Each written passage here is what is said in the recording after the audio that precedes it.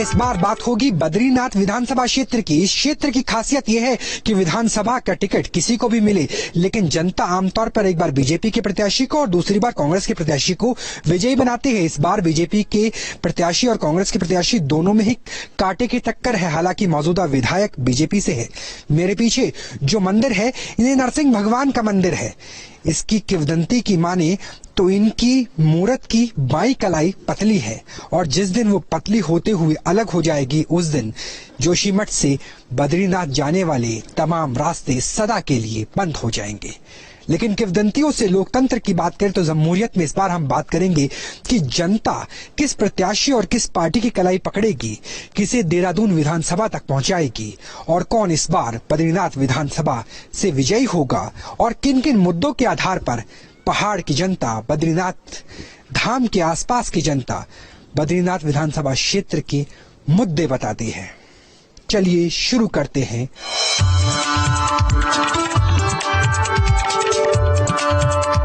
बद्रीनाथ विधानसभा का क्षेत्र है जहां एक बार आमतौर पर बीजेपी और एक बार कांग्रेस के प्रत्याशी विजयी होते हैं।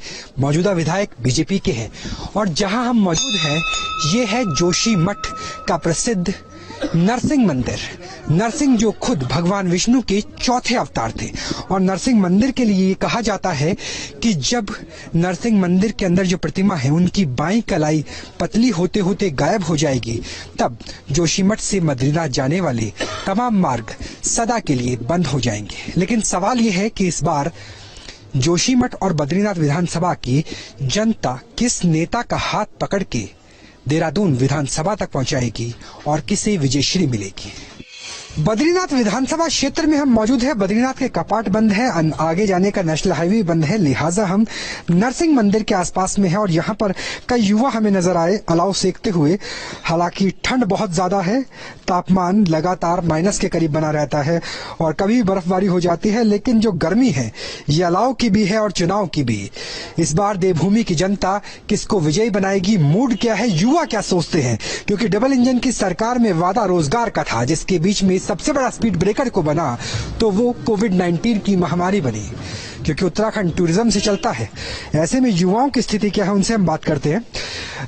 क्या मुद्दे हैं अगर इस विधानसभा क्षेत्र की बात करें, बद्रीनाथ के इलाके की बात करें? सबसे पहले सर्वप्रथम तो यहाँ रोजगार की जरूरत है, दूसरा यहाँ स्वास्थ्य सेवाओं की जरूरत है, फिर आपकी स्कूलों की जरूरत है जो सरकारी स्कूल के बुरे हाल हो रखे हैं, फिर जिसे अगर यहाँ रोजगार होगा तो पलायन रुकेगा। तो बीजेपी सरकार लगी हुई है कि ज्यादा से ज्यादा पलायन को रोक सके। तो क्या बीजेपी सरकार आने के बाद, थोड़ा स्थान दीजिए, बीजेपी सरकार आने के बाद कुछ फर्क पड़ा है? क्योंकि पलायन, घोस्ट विलेज, प्राकृतिक आपदाएं उत्तराखंड में हमेशा 2013 में भी हमने देखा था केदारनाथ में, और अभी भी तपोवन यहाँ से थोड़ी दूर पर ही है, तो आती रही है। क्या कुछ परिवर्तन आया है बीजेपी सरकार आने के बाद? देखिए, बीजेपी सरकार आने से गाँव तक तो रोडे गई हुई है, जिससे पलायन काफी रुका पड़ा है। फिर जो आपका ये ऑल वेदर है, इसका अगर जिस दिन संपूर्ण काम पूर्ण रूप से हो जाएगा, उस दिन यहाँ पर टूरिज्म का काफी फर्क पड़ेगा, जिससे यहाँ के लोगों की आमदनी, रोजगार में काफी बढ़ोतरी होगी। यहाँ सब वैसे सुविधा होने चाहिए। यहाँ रोड, जब रोड जाएगी तब सबका रोजगार होगा और सबका विकास होगा। विकास हुआ है 5 साल में, कुछ बदला है? जोशीमठ का इलाका, बद्रीनाथ का इलाका, रोड का सुविधा हो रखा। रोड की सुविधा, रोड की सुविधा। बिजली कितने घंटे आती है? लाइट 24 घंटा आती, पर ऐसा कि कभी कभी नहीं आती लाइट। कोरोना की वजह से कितना नुकसान हुआ, रोजगार वगैरह? बहुत नुकसान हुआ कोरोना के वजह से। यहाँ यातायात में ठप पड़ा, यातायात ठप पड़ा और यात्री भी नहीं आ रहे होंगे, श्रद्धालु भी नहीं आए, लोकल आदमी को भी दर्शन नहीं हुआ वहाँ बद्रीनाथ में। तो ये कोरोना का बड़ा नुकसान हुआ। क्या मुद्दे हैं, युवा क्या सोच के इस बार वोट देगा? युवा ये सोच के वोट देगा क्योंकि 2 साल से ऑलरेडी कोविड चल रहा है, तो इतना परेशान है युवा। टूरिज्म इन्होंने पूरा बंद कर रखा है। जब खुला पर्यटन स्थल खोल दिए, तीर्थ स्थल पे हम लोग डिपेंड करते हैं, वो सारा बंद करके रखा। हम लोग तो बहुत परेशान हैं। ऐसी सरकार से हम बदलाव चाहते हैं। बदलाव चाहते हैं, यानी सरकार में बदलाव होना चाहिए। तो बदलाव में किसे आप चारा समझते हैं, प्रीतम सिंह को, हरीश रावत को? क्या सोच? हरीश रावत जी ने जब भी रहे हैं, 2013 में आपदा भी आई, उस समय भी बहुत हमारे लिए किया है, उत्तराखंड के लिए बहुत काम किया है। उसके बाद भी यात्रा को डेवलप किया है दोबारा, तो थोड़ा बहुत हम बदलाव की बात भी हो रही है, विकास की बात हो रही है। आप क्या सोच के वोट डालेंगे इस बार? एक्चुअली वोट तो अभी उसके बारे में हमने कभी सोचा नहीं। मैं रहता हूँ टूरिज्म लाइन से, मैं बहुत जुड़ा हूँ। बट ये है कि 2 सालों के अंदर जब ये 2021 से कोविड स्टार्ट हुआ था तो काफ़ी चेंजिंग मतलब मिला था, क्योंकि काफ़ी वो टफ सामना करना पड़ा हमें। और जो ये रोड वेदर की बात कर रहे हैं तो वो तो बट मिला ही है। दूसरा में यहाँ पे जो जोशीमठ एक क्षेत्र है उत्तराखंड का, यहाँ पे क्योंकि सबसे पहली बात यह है कि मेडिसिन मतलब हॉस्पिटल की सबसे ज्यादा मतलब जरूरत है यहाँ पे, क्योंकि यहाँ से हम 20-22 किलोमीटर मतलब आते हैं यहाँ पे। तो यहाँ पे कभी किसी का इंजरी होगी या तो कुछ नॉर्मल ऐसे इश्यू हो गया तो मेडिसिन का तो यहाँ पे बिल्कुल है नहीं। यहाँ से सीधा हमें देहरादून ही जाना पड़ता है। गोपेश्वर में भी उतना नॉर्मल होता नहीं, सीधा देहरादून ही होता है। तो वहां जाने तक काफी कुछ सीरियस इश्यू बन जाते हैं। मतलब मेडिकल सुविधाएं बेहतर होनी चाहिए। लेकिन रेलवे की बात आ रही है, लगता है कि जब सड़क भी बन जाएगी, ऑल वेदर रोड और रेल भी आ जाएगी तो टूरिज्म काफी बढ़ेगा। हाँ, टूरिज्म तो बढ़ेगा, क्योंकि अभी तो कोविड चल रहा है। बट आने वाले फ्यूचर के लिए मतलब जैसे ओजी जैसी जगह पे मतलब विंटर सीजन ऐसा है कि थोड़ा मतलब जो यहाँ के लोकल कल्चर है, लोकल लोग हैं, तो उनके लिए थोड़ा रोजगार मतलब थोड़ा अच्छे से मिल जाएगा। कोई परिवर्तन चाहता है और किसी को लगता है कि वाकई चारधाम ऑल वेदर रोड ने तस्वीर बदली है। आग की लपट तेज हो रही है और इस तरीके से चुनाव की आहट भी तेज हो रही है। आगे भी हम जानेंगे कि जोशीमठ बद्रीनाथ विधानसभा क्षेत्र में वोटर का रुख क्या है और वोटर इसे किस बार विजयश्री का आशीर्वाद देगा।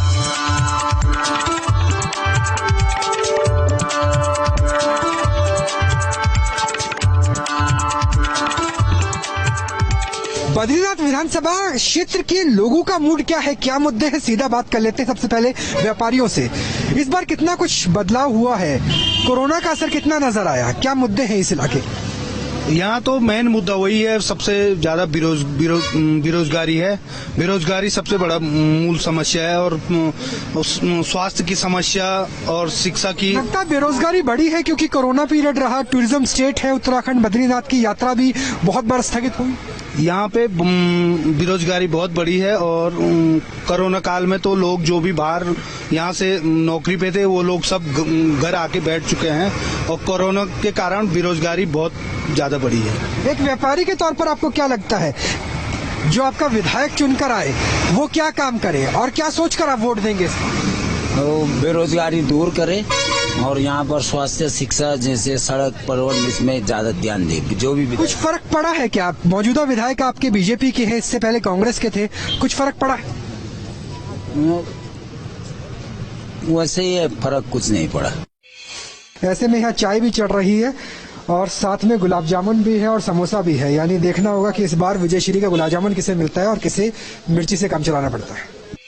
पहाड़ की राजनीति और पहाड़ के मौसम में समानता ये है कि हर बल बदलता रहता है, हर पल के साथ साथ स्थितियां बदलती है। इस वक्त हम बद्रीनाथ विधानसभा क्षेत्र में हैं।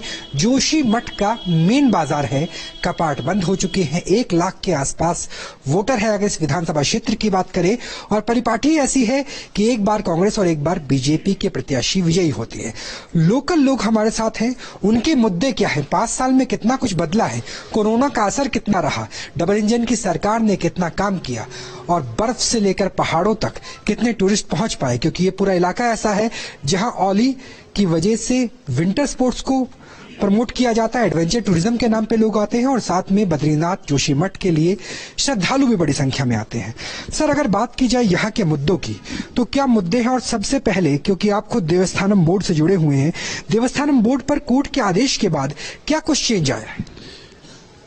भारतीय जनता पार्टी ने देवस्थानम बोर्ड के बाद जो तीर्थ पुरोहितों की जो मांग रही कि इसको बद्रीनाथ केदारनाथ मंदिर समिति हो जाना चाहिए, और सरकार ने बद्रीनाथ केदारनाथ मंदिर समिति बनाया भी, और जो हमारे हक हकूक थे, जो मांग थी देवस्थानम बोर्ड के अंदर नहीं हो पा रही थी, हमारी सरकार ने, धामी सरकार ने सोचा और समझा। लेकिन सर, ये आदेश तो कोर्ट का था ना, तो ऐसा लगता है कि कोर्ट के सहारे ही कम से कम कुछ जो नुकसान होना था बीजेपी को वो कम हो गया। बिल्कुल, कोर्ट का आदेश नहीं कह सकते। देवस्थानम बोर्ड को भंग करने की बात जहां तक आई, हमारे केंद्रीय नेतृत्व ने और सरकार प्रदेश नेतृत्व ने सोचा, और हमारी जो तीर्थ पुरोहितों की जनभावना के अनुरूप सरकार ने इसको वापस लिया। आज तीर्थ पुरोहित खुश हैं, और जिस प्रकार से मंदिर समिति होने के बाद एक तीर्थ पुरोहितों में एक खुशी का माहौल है और मैं मानता हूं कि बहुत अच्छा निर्णय था धामी सरकार का। ये बहुत अच्छा निर्णय के साथ तीर्थ पुरोहित उनके साथ सदा साथ खड़े कम से कम अगर इस इलाके की बात करें तो 25 से लेकर 30% जो वोट बैंक है वो ब्राह्मण वोट बैंक है, उसका सीधा असर नजर आता है। महिलाओं से भी बात कर लेते हैं। मैडम, क्या सोच के इस बार वोट देंगे, क्योंकि आधी आबादी है और मुद्दे भी बहुत सारे हैं, कानून व्यवस्था से लेकर रोजगार तक और महंगाई भी। देखिए, महंगाई तो एक अपनी अलग बात है, महंगाई हर क्षेत्र में आज महंगाई हो गई है। लेकिन जहां तक महिलाओं का सवाल है कि देखिए, जब हमारे तत्कालीन हमारे मुख्यमंत्री माननीय खंडूरी जी थे, उन्होंने पंचायती क्षेत्र में स्थानीय निकाय में 50% उन्होंने महिलाओं का आरक्षण किया। इससे जो महिलाएं सिर्फ घर तक सीमित थी वो निकल करके मेन धारा से जुड़ी राजनीति में आई। आज आप देख सकते हैं कहीं वो जिला पंचायत अध्यक्ष हैं, कहीं नगर पालिका अध्यक्ष हैं, कहीं ग्राम प्रधान हैं। तो इससे महिलाओं का बहुत उत्थान हुआ। इसलिए महिलाएं वैसे तो प्रियंका गांधी वाड्रा भी कहती है लड़की हूँ लड़ सकती हूँ। नहीं, जैसा कि आप कह रहे हैं, प्रियंका गांधी ने कहा मैं लड़की, उनकी देखिए क्या हश्र हुआ वहां यूपी में। जो उनकी पोस्टर गर्ल थी श्रीमती प्रियंका मौर्य थी, उन्होंने खुद ही उन पर आरोप लगाया कि मैंने कार्य किया पार्टी के लिए, लास्ट में क्या हुआ, उन्होंने उनको किनारे कर दिया। तो ये तो खाली एक कहने की बात है कि मैं लड़की हूँ लड़ सकती हूँ। जहां लड़कियों की, जहां महिलाओं की इज्जत नहीं होती है, उनका मान सम्मान नहीं होता है, तो ये कहना बिल्कुल गलत है। बिल्कुल, ये भूमि में है और कहते हैं कि जहां स्त्रियों का सम्मान नहीं होता वहां देवताओं का वास नहीं होता, और ये तो देवभूमि है। क्या मुद्दे हैं, अगर स्थानीय मुद्दों की बात करें कि ये चीजें और बेहतर हो जाती तो ज्यादा अच्छा। देखिए सर, यहाँ पे तो जो है वो सब बेहतर है और हमको चाहिए शिक्षा, तो शिक्षा बेहतर है, स्वास्थ्य बेहतर होना चाहिए। स्वास्थ्य के लिए कुछ लोगों ने कहा कि यहाँ पर अगर किसी की ज्यादा गंभीर बीमारी हो तो देहरादून तक जाना पड़ता है, आसपास कोई बड़ा मेडिकल कॉलेज नहीं। सर वो तो बोलने वाले बोलते ही रहते हैं। नौकरी होती है, चाहे सरकारी मिले या प्राइवेट सरकारी मिले। और आप सरकारी आंकड़ा भी देख लीजिए, पूरे वर्ल्ड में मुझे लगता है कि कोविड की वजह से सरकारी जो नौकरियां हैं थोड़ी सेक्टर कम हुआ है, क्योंकि कोविड थोड़ी ज्यादा बढ़ चुका है। तो इस वजह से थोड़ी मुझे लगता है सरकारी नौकरी में थोड़ी दिक्कतों का सामना करना पड़ रहा है। लेकिन मुझे लगता है कि जो प्राइवेट नौकरी है उसमें पूरा बढ़ा हुआ है हमारा क्षेत्र। सर मैं एक ऐड करना चाहूंगा, यहाँ जोशीमठ में सर एक भी खेल मैदान नहीं था। और जो वर्तमान के जो हमारे विधायक हैं महेंद्र भट्ट जी, उन्होंने हमें इतनी बड़ी सौगात दी है यहाँ पर एक स्टेडियम बना के। आने वाले समय में यहाँ के बच्चे नेशनल इंटरनेशनल में अपना प्रतिभा कर सकेंगे। बिल्कुल, खेल भी बहुत जरूरी है। हमें धामी जी से उससे भी ज्यादा उम्मीदें हैं कि धामी जी उससे भी और अच्छा कार्य करेंगे और युवाओं में और खास करके हमारी माताएं बुजुर्गों में इतनी उम्मीद है धामी जी के आने से कि। मिले हैं कभी मुख्यमंत्री? जी, मैं मुख्यमंत्री से नहीं मिली हूँ अब तक, लेकिन सोशल मीडिया के माध्यम से, टीवी चैनल समाचार के माध्यम से। बड़ी बात है क्योंकि रैलियां नहीं हो रही, ऐसे में सोशल मीडिया का प्रचार लोगों के अंतर मन तक कितना प्रवेश कर सकता है, पेनिट्रेट कर सकता है, वो नजर आता है कि मुख्यमंत्री से नहीं मिले, लेकिन सोशल मीडिया से लगता है कि प्रोग्रेसिव सरकार। और आम जनता के बीच में हम लोग जब जाते हैं, चाहे वो किसी के भी दल के हो, और जैसे कि दल से किसी को कोई मतलब नहीं है, वो पब्लिक के लोग हैं, लेकिन उनका भी यही कहना है कि हम भाजपा सरकार से खुश है और हम धामी जी को लाएंगे और उत्तराखंड में हम मतलब धामी सरकार को बनाएंगे। कुछ और महिलाओं से हम बात कर लेते हैं। क्या डेवलपमेंट हुआ है, कौन कौन सी योजनाओं का लाभ मिला है आपको यहाँ तक? हमें पहले तो सर्वप्रथम मोदी जी का धन्यवाद करना चाहते हैं। हमें प्रधानमंत्री आवास योजना मिली है, दूसरा किसान पेंशन मिली है, तीसरी ये उज्जवल योजना की भी वो मिली है, चौथा ये 500 रुपए हमारे खाते में आते हैं। तो यानी योजनाओं का लाभ निश्चित तौर पर यहाँ पहुँचता हुआ नजर आता है। आपसे जानना चाहेंगे कि मुद्दे क्या है, क्या सोच के इस बार वोट दिए जाएंगे बद्रीनाथ विधानसभा? बद्रीनाथ विधानसभा में तो विकास का मुद्दा है, मेन जो विकास का मुद्दा है। और अब आप देख सकते हैं 5 सालों में हमारे बद्रीनाथ विधानसभा में बहुत ही विकास कार्य हुए हैं। जैसे मैं आपको गिनवा दूं कि आपका क्या कहते हैं, ऑल वेदर रोड का जो है हमारा पूरा बद्रीनाथ तक जो हमारे ऑल वेदर बन रहा है, और आपका भारत माला प्रोजेक्ट हमारे मलारी के बॉर्डर तक बन रहा है। उसके अलावा हमारा जितने भी अभी हमारे इंटर कॉलेजों में, मैं आपको बताऊं बद्रीनाथ विधानसभा से जोशीमठ में कम से कम जो है जितने भी इंटर कॉलेज हैं, पहले एनसीसी की कहीं भी कुछ यूनिट नहीं थी, प्रत्येक इंटर कॉलेज में हमारे विधायक जी ने जो है एनसीसी की यूनिट खुलवाई है। उससे बच्चों को काफी लाभ हो रहा है, क्योंकि वो फौज में भर्ती होना चाहते हैं, उनको अच्छी ट्रेनिंग मिल रही है। और मैं काश्तकार हूँ, मैं किसान हूँ, और मैं आपको ये बता देना चाहता हूँ कि हमारा जोशीमठ पूरे क्षेत्र में जो है सेब का बहुत अच्छी खेती होती है, आलू की खेती होती है। मैं एप्पल फेडरेशन के डायरेक्टर जनपद चमोली से भी जुड़ा हुआ हूँ। अभी देखिए हमारा जो पिछली बार इंश्योरेंस हुआ, उत्तराखंड का सेब भी उतना ही फेमस होगा आने वाले समय में, आपको लगता है, जितना कश्मीर का या हिमाचल का होता? अभी देखिए मैं उत्तराखंड एप्पल फेडरेशन का मेंबर हूं और हमारी सरकार ने एक पहली बार, मुझे लग रहा है पहली बार उत्तराखंड में एप्पल फेडरेशन का गठन हुआ है। और हमारी ये मंशा है, हमारी सरकार की मंशा है कि आने वाले समय में जम्मू कश्मीर और हिमाचल प्रदेश और अभी हमारा उत्तराखंड है, हम उत्तराखंड को नंबर 1 पे लाना चाहते हैं। बद्री विशाल की भूमि में जनता की राय तो अलग अलग है, लेकिन ये साफ तौर पे नजर आता है कि 5 साल में काफी कुछ बदला है और अगर कोरोना की महामारी नहीं होती तो स्थितियां और भी बदल सकती थी। तो जनता का मूड आपने देख लिया, लेकिन आगे अभी चुनाव बचा हुआ है और आगे का दास्तान बची हुई है। ऐसे में देखना होगा कि 14 फरवरी से पहले जनता किस ओर जागती है और जैसे पहाड़ों का मौसम है कितना बदल जाता है।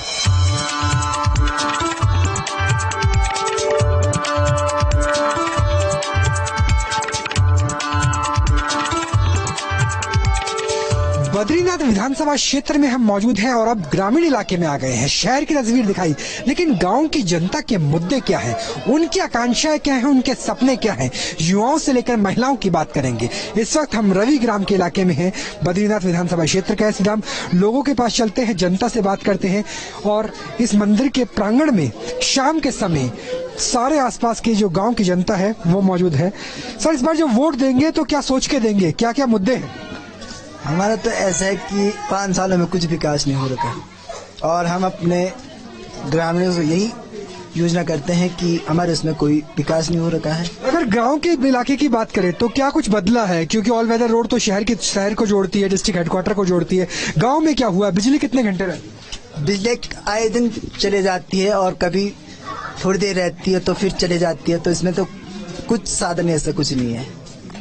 जो हमारा शरीर का दुख देखेगा, बुढ़ा आदमी है, जो सरकार हमको सुख देगी हम उसको वोट देंगे।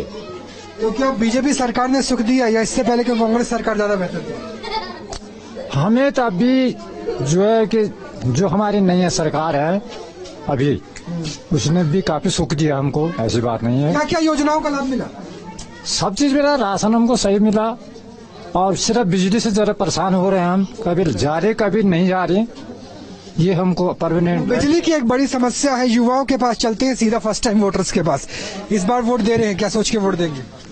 अभी तक जो देखने में आ रहा है कि हमारे पास देहरादून से जोशीमठ आने में जहां 10 घंटे 12 घंटा हमें लग जाते थे, आज हम 5 या 6 घंटे में जोशीमठ पहुंच जा रहे हैं। शिक्षा की बात करें, जोशीमठ में अभी 5 साल पहले की जो स्थिति थी, कॉलेजों में टीचर नहीं हुआ करते थे, हमारे पास अच्छी सुविधाएं नहीं थी। आज सारे कॉलेजों में, स्कूलों में टीचर आ गए हैं, प्रॉपर बिजली 24 में से 20 घंटे बिजली रहती है।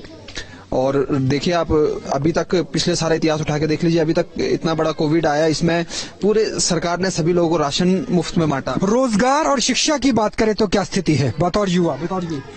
शिक्षा की स्थिति अच्छी है, रोजगार में कुछ सरकार ने कोशिश की है रोजगार देने की, और कुछ सेल्फ डेवलपमेंट जो गवर्नमेंट ने किया है होम स्टे के माध्यम से। हम तो ये सोच के वोट देंगे कि आने वाली सरकार जो भी है वो रोजगार पे काम करे। एक बार महिलाओं के पास भी चलते हैं, सीधा उनसे बात कर लेते हैं। गृहिणियों के पास सब कुछ होते हैं, क्योंकि घर में किस तरीके से बनाया जाए। पूजा करके आप आए हैं, किसको वोट देंगे? बद्री विशाल का क्षेत्र है ये पूरा। बद्री विशाल बीजेपी को देंगे तो वोट। क्यों बीजेपी को क्यों देंगे? इतनी खुशी है आपके चेहरे पर, क्या वजह है इसके पीछे? क्या मोदी जी को देंगे?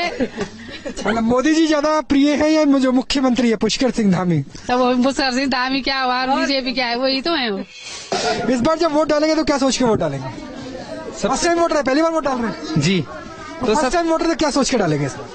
जो सरकार हमारे हित में भला करेगी हम उसे वोट देंगे। और जैसा कि हमें लगता है अभी जो बीजेपी सरकार ने अभी तक के काम किए हैं, जैसे कि सड़क बनाई है, तो वो काफी मतलब हमारे फेवर में चीजें हैं। डेवलपमेंट हो रहा है जी, थोड़ा बहुत डेवलपमेंट तो बहुत है, पर जो मेन मुद्दा है अभी भी जो रोजगार है वो मतलब बहुत ही 0% अभी तक हमें लगता नहीं कि हमारे क्षेत्र में हमें किसी भी प्रकार का रोजगार इस सरकार ने दिलाया है। बिल्कुल, ये एक बड़ा मुद्दा है कि विकास तो है लेकिन रोजगार नहीं है। बेरोजगारी एक बहुत बड़ा मुद्दा है। वोट रोजगार और पर्यटन के मामले पे ज्यादातर होगा यहाँ, क्योंकि पर्यटन के मामले में अगर देखा जाए तो रोजगार के मामले में सरकार कर रही है, लेकिन कुछ नीतियां अगर क्षेत्रीय स्तर पे मैं बोलूं तो कुछ नीतियों में अभी भी सरकार को ध्यान देने की जरूरत है, खासकर जोशीमठ के अंदर। जैसे अगर मैं औली के मामले में कहूं, औली आज की डेट में सबसे ज्यादा रोजगार उत्पन्न कर रहा है उत्तराखंड में, लेकिन आप सड़कों के हाल देखिए। रोपवे अभी हफ्ते तक बंद है। दिल्ली से एक टूरिस्ट आता है, औली जाना है, औली जाना है, लेकिन वो 6 बजे बाद 5 बजे बाद भी पहुंचता तो वो सड़कों के हाल देखता है। बिल्कुल, ये एक बड़ा सवाल है कि टूरिज्म से आधार पर यहाँ की अर्थव्यवस्था चलती है, चाहे वो औली के सहारे हो या फिर आगे सहारे हो, उसको लेकर सीधे तौर पे चाहे वो बद्रीनाथ से जुड़ा हो या औली से जुड़ा हो, टूरिज्म के सहारे चलती है। लेकिन टूरिज्म कोविड की वजह से नुकसान हो रहा है, विकास हुआ है लेकिन रोजगार की कमी भी युवा गिना रहे हैं। ऐसे में देखना होगा कि 14 फरवरी को बद्रीनाथ की जनता, इस पूरे विधानसभा क्षेत्र की जनता किस आधार पर वोट डालती है।